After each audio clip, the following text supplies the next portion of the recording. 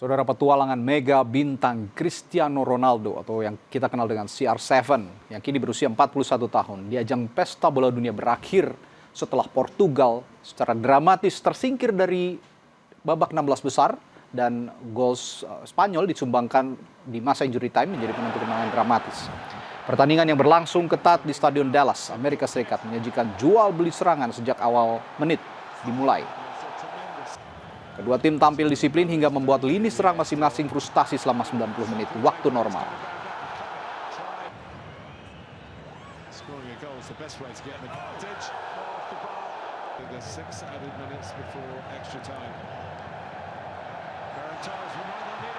Dan petaka bagi Portugal hadir di masa injury time, tepatnya pada menit ke-91. Gelandang Spanyol asal klub Liga Inggris Arsenal, Mikel Merino, sukses memecah kebuntuan lewat gol dramatisnya setelah memanfaatkan umpan mata Ferran Torres. Skor 1-0 bertahan hingga peluit panjang berbunyi. Hasil ini membawa Spanyol melaju ke babak perempat final dan seluruh pertandingan FIFA World Cup, saudara, di tahun 2026 ini dapat Anda saksikan di kanal TVRI dan TVRI Sport.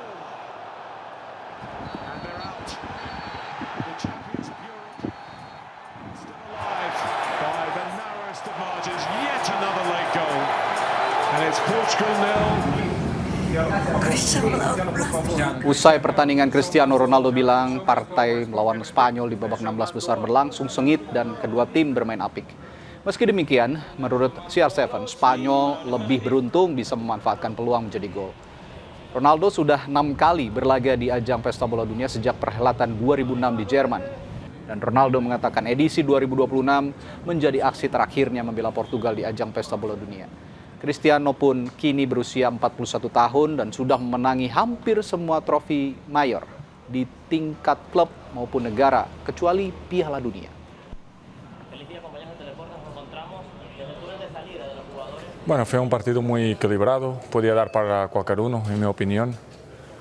España ha tenido esa puntita de suerte, marcar ahí ya en los momentos finales, pero es el fútbol. Yo creo que en el general fue un partido bien disputado.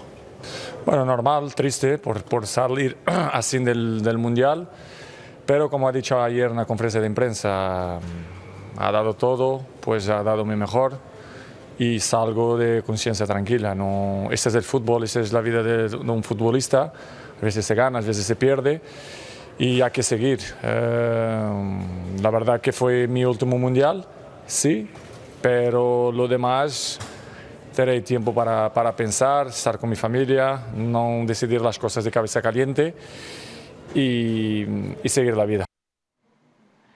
Cristiano Ronaldo atau CR7 memastikan bakal pensiun dari timnas usai perjalanan Portugal pada Piala Dunia 2026 harus berakhir di babak 16 besar seusai tumbang 0-1 dari Spanyol. Lantas siapa penerus CR7 di Portugal? Lalu akankah jejak Ronaldo diikuti rivalnya Lionel Messi?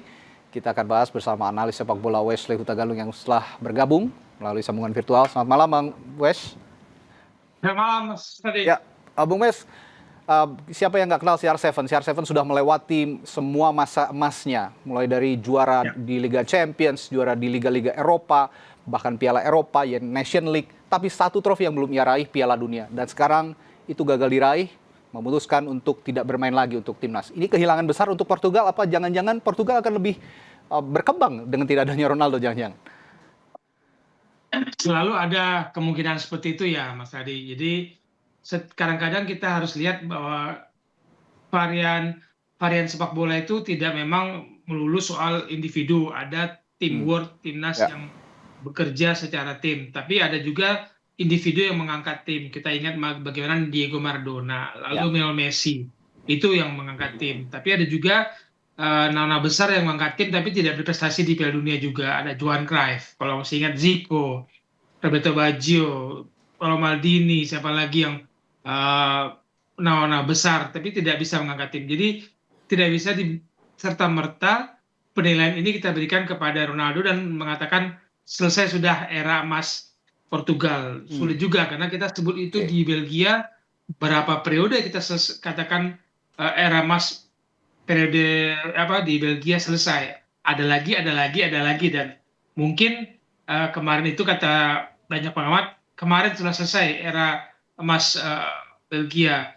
Ya kemarin muncul lagi dan paling tidak mereka memulai bukan generasi emas secara individu tapi secara kolektivitas tim dan berhasil mencapai perempat final untuk bertemu Spanyol. Ya. Kerugian ya, secara magnet sepak bola siapa yang tidak mengenal dampak baik positif dari Cristiano Ronaldo.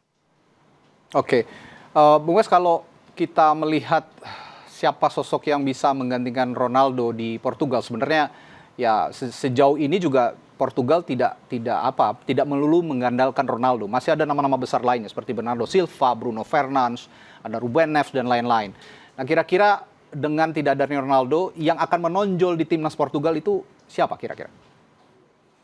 Ini pertanyaan sempat dibahas ya. Saya pernah ingat di Portugal juga pembahas muncul nama Joao Felix, tapi Joao Felix nggak semudah itu ya mengambil tempat beban perhatian Cristiano Ronaldo karena prestasinya tidak bisa disamakan dengan seniornya ini. Jadi tidak mudah memang. Ada yang bilang Bruno Fernandes, ada yang bilang macam-macam. Kita dulu ingat banyak yang mengatakan pengganti Maradona, mulai dari Juan Riquelme, disebut Pablo Aimar. Pablo Aimar ya. Sulit sekali. Sampai ada Messi sekarang ini ya Bung Wes ya. Ya, bagi saya Messi sudah berada di zona yang dimasuki dan diciptakan oleh Diego Maradona. Kita menunggu 10-20 tahun lagi belum tentu ketemu. Belum tentu. Yang di seperti ini sama seperti Portugal. Ada Eusebio dulu, ada siapa yang jadi lupa saya dari Barcelona, Luis Figo. Luis Figo, Conceição dan lain-lain. Ada peran itu. Tapi kan Ronaldo fenomenal lah. Ya, sebelum Ronaldo Portugal susah juara. Sekarang Portugal sudah punya 1 gelar Piala Eropa, 2 gelar UEFA Nation League, dan orang selalu mengatakan bersyukur beruntung lahir di era pertarungan magnet antara Cristiano Ronaldo dan Lionel Messi. Jadi memang berbeda posisinya dan sulit digantikan. Ya, tapi kan kalau bicara sepak bola tidak hanya bertumpu pada satu orang ya Bung Wes ya. Ada ya seperti yang Bung Wes bilang, di Portugal saja dulu ada Rui Costa, Luis Figo dan lain-lain. Ini juga menjadi satu bagian perjalanan fantastis Portugal menjadi titik seperti sekarang ini. Kalau bicara Ronaldo dan Lionel Messi 4 tahun mendatang 2030, banyak juga yang memprediksi sebenarnya bahwa 2030 masih ada kans untuk keduanya bermain karena ada titik temu di saat Argentina, Paraguay, Uruguay itu akan menjadi negara pembuka Piala Dunia, dan di Portugal juga Portugal, Spanyol dan juga Maroko juga akan menjadi home base-nya atau tuan rumahnya Piala Dunia. Nah, apakah Anda juga punya analisis seperti itu bahwa 4 tahun mendatang meskipun tidak di masa prime setidaknya bisa jadi ikon kedua negara, Portugal maupun juga Argentina? Secara marketing mungkin mereka ingin melakukan itu, Mas Adi. Tapi apakah ini fair buat junior-juniornya Ronaldo, junior-juniornya Messi, bahwa mereka yang berperan tidak hanya 1-2 pemain ini dalam mengembangkan tim nasional mereka. Kalau untuk menjadi fun game atau menjadi ambasador atau pembuka tendangan awal pertandingan tak masalah lah. Tapi nggak fair bagi saya kalau usia sekarang 41. Ronaldo dipaksa bermain, sementara yang sekarang aja kita lihat kan tidak bisa secepat itu lagi. Bagaimana bermain dalam tensi tinggi Piala Dunia. Messi kita lihat sudah mulai keletihan kan. Tentu saja sempat diistirahatkan meskipun main sebagai pemain pengganti dan tetap mencetak gol. Tapi pelatih harus mengistirahatkan Messi, tapi itu tidak didapat ketika Ronaldo menjadi tumpuan utama dari Portugal. Oke. Banyak yang mengatakan Messi akan meninggalkan timnas Argentina ketika Ronaldo juga sudah meninggalkan. Nah, ini terakhir singkat saja, apakah ini juga nanti akan menjadi ancang-ancang buat Lionel Messi? Setidaknya kalau memang nanti di 2026 ini meraih sukses seperti di 4 tahun lalu di Qatar, apakah Messi akan mengikuti jejak Ronaldo? Jangan lupa Mas Adi, Messi sudah pernah mengundurkan diri loh dari tim nasional. Betul. Tapi dia bangkit lagi, kembali lagi, dan dia menunjukkan siapa dia dan kebutuhan tim nasional yang dibentuk oleh Lionel Scaloni ini kan bermain untuk maksimalkan potensi Lionel Messi. Jadi itu salah satu kelebihan komunikasi yang baik antara Messi dan pelatihnya di tim nasional, dan itu tidak dimiliki juga oleh semua pemain besar. Tapi bagi saya untuk melihat dua pemain ini berada di peak mereka, saya sudah bersyukur. Seperti kita bisa melihat bagaimana di era orang tua kita melihat Johan Cruyff, Franz Beckenbauer, Michel Platini bermain, ya kita bersyukur di era Lionel Messi dan Cristiano Ronaldo. Meskipun setelah era Ronaldo dan Messi, masih ada nama-nama lain yang saat ini sedang bersaing sengit ya. Ada Kylian Mbappe, Erling Haaland, Vinicius Junior, Ousmane Dembele, dan lain-lain. Ini yang juga harus kita nikmati. Seorang sepak bola sebenarnya bukan tersentral pada satu nama tertentu, karena banyak talenta-talenta yang juga bisa kita nikmati.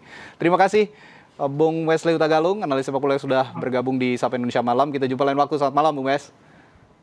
Selamat malam.